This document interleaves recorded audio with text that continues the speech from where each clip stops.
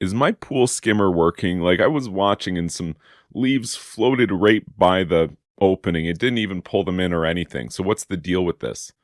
So this is a really common question, by the way, from pool owners. So the way that a pool skimmer works is that it doesn't get everything on the first pass, and it doesn't even get everything on the third pass. It's not really designed to work like that. How it's more designed to work is that it will get those leaves eventually, like hopefully before they saturate and submerge.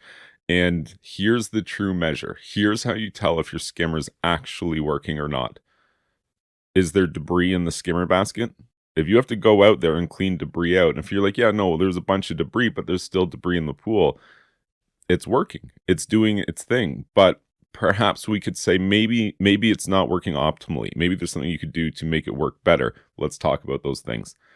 Most people by now have a variable speed pool pump.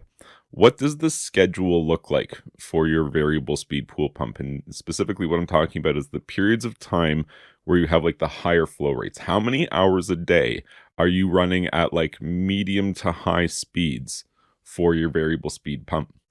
It could be that you know, in pursuit of electrical energy savings, have undershot the high speed operation. You know, it's really kind of a dynamic thing. You need low, medium, and high speeds for the average swimming pool, for all the different components and stuff to do its job. One of those components being the skimmers in your pool, as well as the return eyelet orifices as well. Those returns are what's kind of like moving water around your pool. And if they're only getting, you know, a very small amount of flow, it might not have the flow that you need in order for the water to move and circulate properly. So maybe you could try an experiment where you increase your pump speeds and see if you don't get a little bit better performance.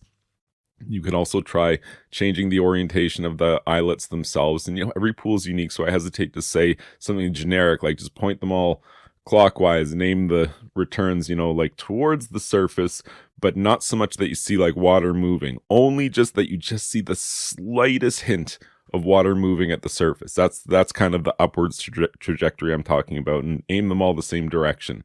That's my generic approach to, you know, pool return orientation, which way to aim your pool returns. Every pool is unique. There's entirely different systems. Sometimes there's returns that are just aimed directly across from skimmers, and the returns just point right at the skimmer and kind of shoot debris right at the skimmer. If you've got one of those setups, then you're not, you know, first of all, you wouldn't want to change to that clockwise orientation because that's not how your system is designed to work. If you have returns directly across from a skimmer, point the return directly at the skimmer and try increasing the flow rate of your pump. Again, you might be undercutting it in terms of the speed or the hours that you're operating it, because again, it needs time to work. It doesn't just get those leaves in the first pass. It needs to run and run and run and run and run, but eventually the skimmer basket's supposed to be accumulating debris, and if yours is, then your skimmer is working. If you found this information helpful, please be sure to like this video and subscribe to my YouTube channel. And you can check out my website, swimmingpoolsteve.com.